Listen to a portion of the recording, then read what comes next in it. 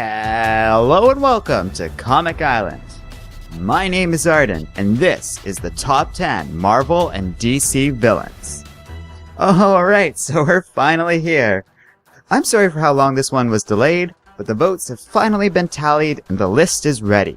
Together our viewers voted for their favorite villains, and we have the 10 most popular choices. Now remember, these are collective decisions based on the community and do not necessarily reflect the views of us here on Comic Island.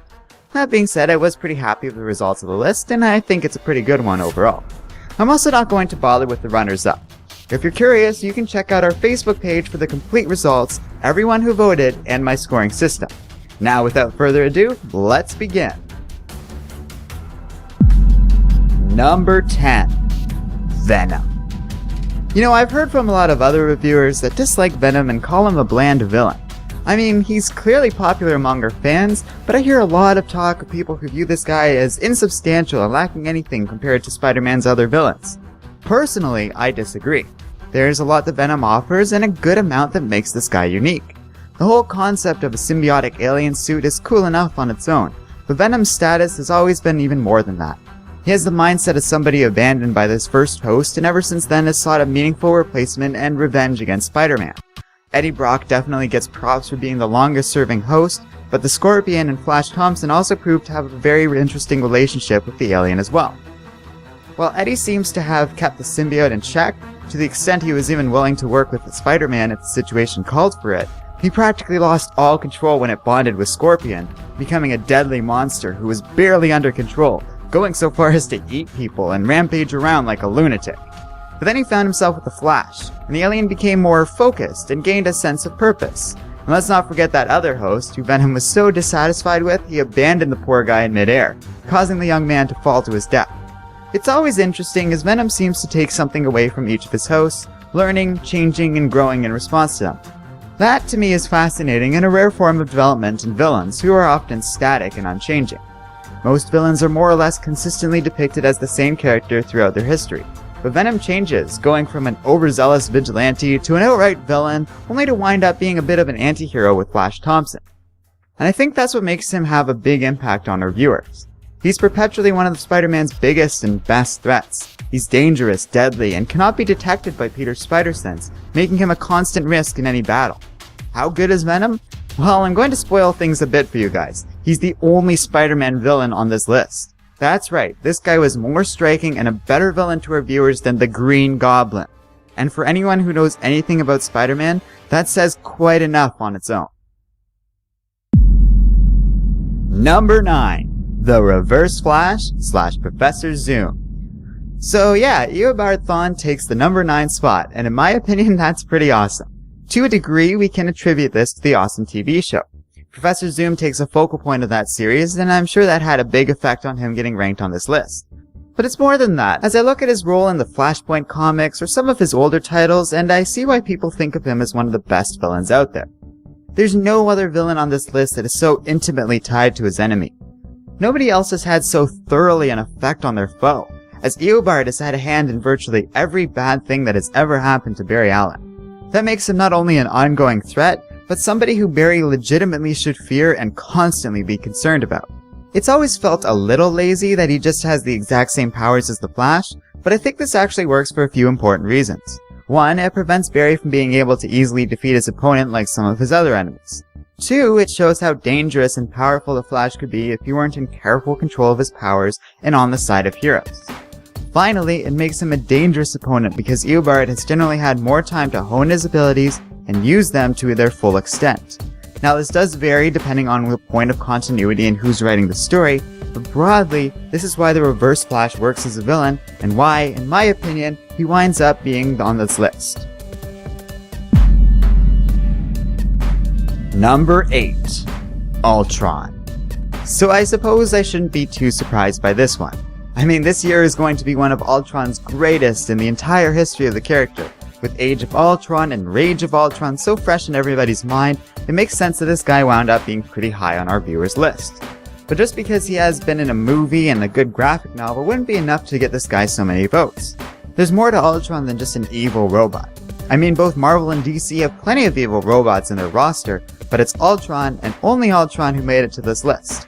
He's the one people seem to remember, and he's the one that seems to stick with the comic book fans the most. There are two big things that set him apart from the competition. One is his ability to preserve himself and rebuild into better forms each time he is defeated. No matter how much you tear this guy down, it's all but inevitable he'll come back more powerful than ever. But other villains like Brainiac do this too, so what's so special about Ultron? Well, I think what really makes him special is that his mindset is so far from that of a typical android. See, this guy was built based on the brain patterns of Hank Pym, making Ultron uniquely human in both his outlook and behavior. It didn't help that Hank is probably bipolar and definitely not mentally stable, but in either case, Ultron's behavior has and always will be more human-like than machine. He's emotional, vindictive, and contradictory. He wants to destroy the human race to a point where he's practically irrational about it. He seeks perfection, yet he's far from perfect himself, even if he doesn't quite realize it. But I think Ultron does kind of know this. He knows he's flawed, and he kind of hates himself for it, and acts evil to compensate for this. And somewhere deep down, I think he really seeks the approval of his creator.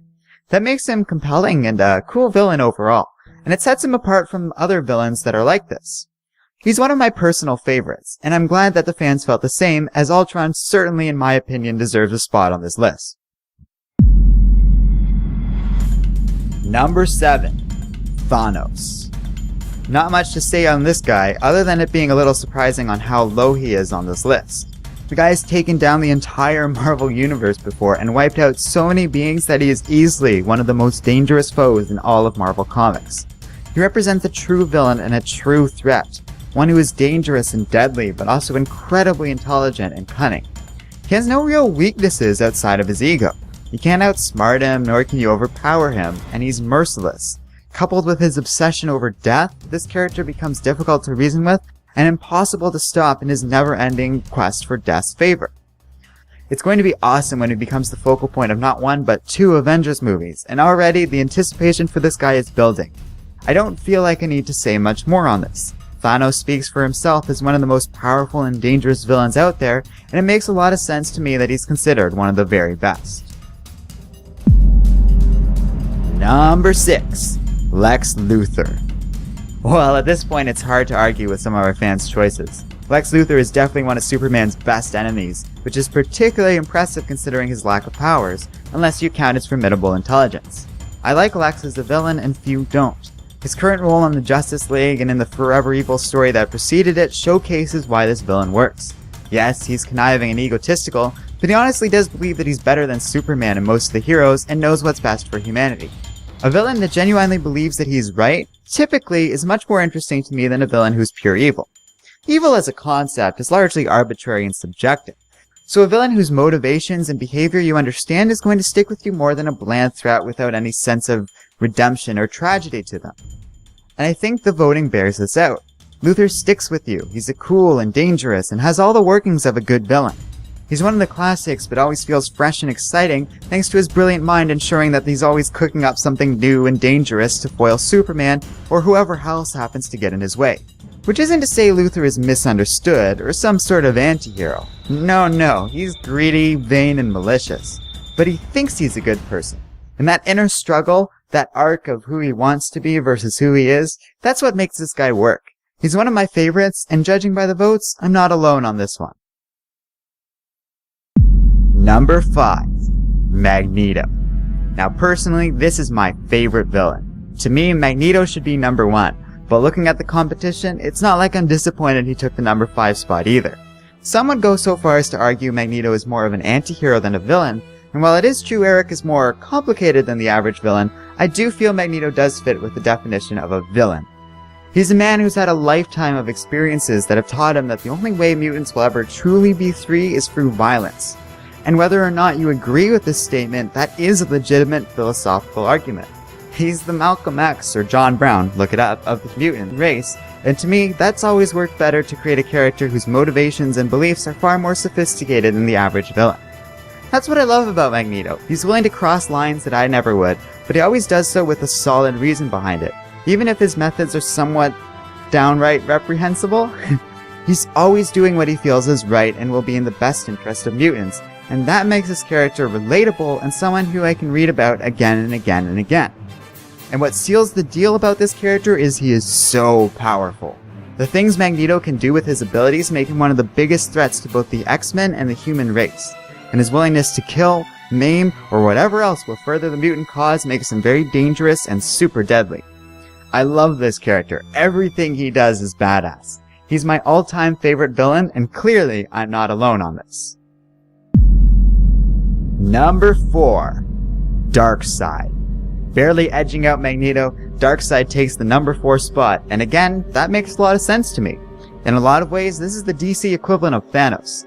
He's a similar cosmic level threat, and has been shown time and time again to be one of DC's best and deadliest villains. His powers let him go toe-to-toe with the entire Justice League. His confidence almost always creates a sense of foreboding danger. And he has a literal planet to wage war with. Nobody has done so much consistent damage to the superhero community. No one else is as big an ongoing threat in the DC universe as this guy. It's also quite impressive how he so deftly beat Thanos on this list. Not by much, as this was a pretty close list, but in spite of never appearing on film or much in the mainstream media, the guy sticks with our viewers as one of the best villains out there. He's Darkseid, except no substitutes. Number 3. Deathstroke. Whoa, now this one was surprising. Utterly shocking, really. I mean, I like Deathstroke as much as the next guy, but I had absolutely no idea he was this popular. Oh sure, he's a big part of the Arrow series, but that's not gonna do it. This character's never appeared in film at all, and is often overlooked by fans and non-fans alike. Still, he earned a ton of votes and worked his way up to the number 3 spot. It's kind of amazing, really, but I do get it. Deathstroke has all the workings of an excellent villain. Not only does he show over and over again that he's a competent and dangerous enemy, but he's also proven he's one of the absolute best when it comes to combat and getting under people's skin.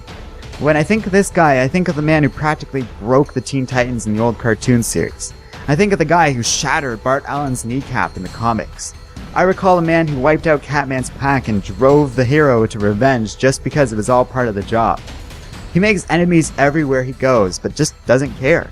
He's a man with a job, and that job happens to involve killing a lot of people. One time he let a target live because the person in question had a family, and this wound up costing Deathstroke dearly. So he doesn't let his targets get to him, and it's hard to reason with the guy or stop him as a result of this. He's also unique as a villain who has an ex-wife and sons, and though he tries to distance himself from them, he clearly longs to reconnect with those he might care for, but he knows he's made too many enemies to allow for a peaceful life for him or them. The man's also a lone wolf, balking at authority and largely serving his own interests first, which makes him consistently an interesting character and villain. This guy's one of the best, and no matter how you look at it, Slade Wilson is one of the most memorable villains out there. Number 2. Dr. Doom. Yep, the silver medal goes to Dr. Doom because, well, it should. Doom is one of Marvel's very best villains, a classic character representing everything that a good villain should be. First, he has a long and complicated relationship with his enemies. That serves to provide context and a sense of legacy to the character. Second, he's willing to do what it takes to get what he wants, but never at the cost of his dignity or stature. And most importantly of all, he's competent. Yes, Dr. Doom is not only well-versed in technology and magic, to the extent that he's a deadly threat on both counts, but he's also a capable leader. Doom has actually taken over the world before and proven to be quite the adept ruler, which I've always found makes him quite interesting. His problem lies not in his ability, but in his ego and lack of respect for other people's freedom and choices, as he views all others as inferior to himself. But I don't really need to explain Doom too much to you guys. If you've been following our coverage of Time Runs Out and Secret Wars, you already know how great this character is, how dangerous and awesome he can be. Doom is such a great villain, he deserves to be considered one of the very best. But he never quite stood a chance against the number 1 villain. No, nobody did, really. So say it with me now, and say it loud. Number 1. The Joker. Well, of course he's number 1. There was never going to be another number 1. I knew it, and most of our viewers accurately predicted this one as well. He's the Joker, and just like with Batman on the heroes list, he was always going to take the number 1 spot. The Joker earned so many votes that he beat Dr. Doom by a whopping 1,200 points, which, based on the scoring system I'm using, is astounding. There's not much to say on this guy that hasn't been said and shown in the comics and movies, or thoroughly discussed on other YouTube videos and even in some academic papers. He's such a great villain, and the reason for this lies in his simplicity. He is chaos to Batman's order. You've probably heard that before, so I'm not going to beat that point to death. He's a character that strives for bedlam, that's willing to do anything and everything just to mess with Batman's head. He's dangerous, and in spite of having no powers, remarkably difficult to stop.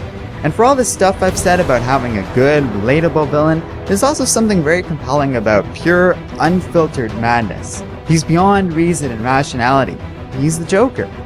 And a character as simple as this lets the writers tell amazing stories with him over and over again. They don't have to worry about backstory or consistency because the Joker is fluid. By the nature of his character, he's not a consistent person, nor is his backstory firmly established. So yes, the Joker is our #1 villain. And if you doubt this, just go watch The Dark Knight again, or go read something like The Killing Joke or The Dark Knight Returns. He's a great, brilliant, and terrifying villain. He's one of my favorites and definitely deserves a spot as our viewers' #1 villain.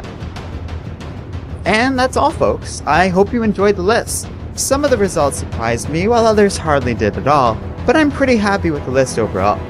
Again, feel free to check out our Facebook page where I'll post the full results, and a special thanks to all our viewers for participating and voting. And as always, don't forget to like, subscribe, and keep reading comics.